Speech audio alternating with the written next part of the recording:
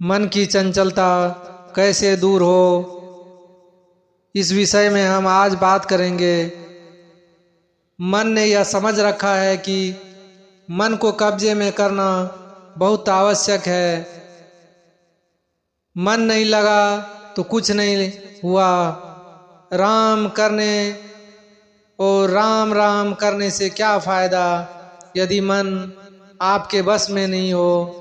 मन तो लगा ही नहीं, आप राम का नाम जपते जा रहे हैं और आपका मन कहीं और है। मन लग जाए तो ठीक हो जाएगा, यदि मन नहीं लगा तो आप नाम का जप करते रहें तो इसका कुछ फल नहीं मिलने वाला है। परंतु मन का लगना और लगाना या ना लगाना खास बात नहीं है। मन में संसार का जो राग है, जो आसक्ति है, जो प्रियता है, यही अनर्थता हेतु है और यह अनर्थ होता है।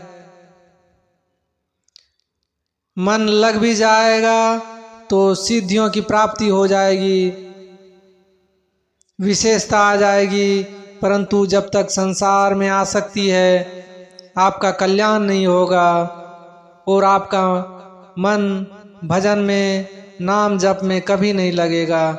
जब भीतर से राग और आसक्ति निकल जाएगी तब जन्म मरण छूट जाएगा, दुख होगा ही नहीं, क्योंकि राग और आसक्ति ही सब दुखों का कारण है।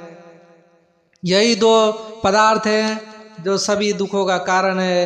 एक तो आप राग करते हो और दूसरा जो आपकी पदार्थ या किसी वस्तु से आसक्ति है। पदार्थों में, भोगों में, व्यक्ति में, वस्तुओं में, घटनाओं में जो राग है, मन का खिंचाव है, जो प्रियता है, वही दोषी है। मन की चंचलता इतनी दोषी नहीं, वह भी दोषी तो है, परंतु लोगों ने केवल चंचलता को ही दोषी मान रखा है। वास्तव में दोषी है आपका राग, आपकी आसक्ति, आपकी किसी वस्तु के प्रति प्रियता। साधक के लिए इन बातों को जानने की बड़ी आवश्यकता है कि किसी वस्तु से आप इतना ज़्यादा प्रिय मत हो जाइए कि उसके प्रति आप आसक्त हो जाएं। प्रियता ही वस्तु और वास्तव में जन्म मरण देने वाली है। ऊंचे नीचे योनियों में जन्म होने का हेतु गुणों का संग है। आसक्ति और प्रियता की तरफ तो ख्याल ही नहीं है, पर चंचलता की तरफ ख्याल होती है। विशेष लक्षण इस बात का रखना है कि वास्तव में प्रियता बांधने वाली चीजें, जिससे आप आसक्त होने के लिए आतुर हो जाते हैं, मन की चंचलता उतनी बाधा वाली नहीं है जितनी आपकी किसी चीज से प्रियता है। चंचलता तो नींद आने पर मिट जाती है, परंतु राग उसमें रहता है। राग और प्रियता को केवल और लेकर वह सोता है। मेरे को इस बात का बड़ा भारी आश्चर्य है कि मनुष्य राग को नहीं छोड़ता। यदि आप राग और द्वेष को नहीं छोड़ेंगे तो आप भजन में आगे नहीं बढ़ पाएंगे। आपको रुपये बहुत अच्छे लगते हैं, आप मान बढ़ाई प्राप्त करने के लिए 10-20 लाख रुपये खर्च भी कर देंगे, परंतु रुपये में जो राग है वह आप खर्च नहीं कर सकते। रुपये में और रुपये से जो आपको प्रिय है और प्रियता है, उससे आप भजन को नहीं खरीद सकते। रुपये ने क्या बिगाड़ा है? रुपये में जो राग है, प्रियता है, उसको निकालने की जरूरत है।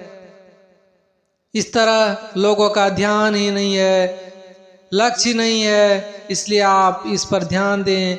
यह तो राग है, इसकी महत्ता भीतर जमी हुई है। वर्षों से सत्संग करते हैं, विचार भी करते हैं, परंतु उन पुरुषों का भी ध्यान नहीं जाता कि इतने अनर्थ का कारण क्या है। व्यवहार में, परमार्थ में, खान पान, देने और लेने में सब जगह राग बहुत बड़ी बाधा है। यह हट जाए तो आपका व्यवहार भी बड़ा सुगम और सरल हो जाएगा। परमार्थ और व्यवहार में भी उन्नति हो जाएगी। आपके अंदर जो आसक्ति और राग खराब है, ऐसी सत्संग की बातें सुन लेंगे, याद कर लेंगे, पर राग के त्याग के बिना उन्नति नहीं होगी। इसलिए आप सबों से निवेदन है, आप आपके अंदर जो राग और द्वेष किसी के प्रति बैठा हुआ है उसे त्याग करें, और जिस चीज से आपका ज़्यादा प्रियता है उस चीज़ों को त्याग करें। मन ही मन त्याग करें। आपको किसी से ये बताना नहीं है। आप धीरे धीरे उस वस्तु से आसक्त होते चले जाएंगे और आपका मन परमात्मा की ओर धीरे धीरे लगने लगेगा। स्वयं में, बुद्धि में, मन में, इंद्रियों में और पदार्थ में यह 5 जगह राग बैठा है। 5 जगह में ही गहरी रीति से देखा जाए तो मालूम होता है कि स्वयं में जो राग है वही शेष 4 में स्थित है। अगर स्वयं का राग मिट जाए तो आपका निहाल हो जाएगा। चित्त चाहे चंचल है, परंतु राग के स्थान पर भगवान में प्रेम हो जाए तो राग खाता ही उठ जाता है। भगवान में आकर्षण होते ही राग खत्म हो जाएगा। भगवान से प्रेम हो, इसकी बड़ी महिमा है। इसकी महिमा ज्ञान और मोक्ष से भी अधिक कहे गए हैं, तो अत्युतित नहीं है। इस प्रेम की बड़ा अलौकिक महिमा है, इससे बढ़कर कोई तत्व है ही नहीं। ज्ञान से भी प्रेम बढ़कर है। उस प्रेम के समान दूसरा कुछ नहीं है। भगवान में प्रेम हो जाए तो सब ठीक हो जाएगा।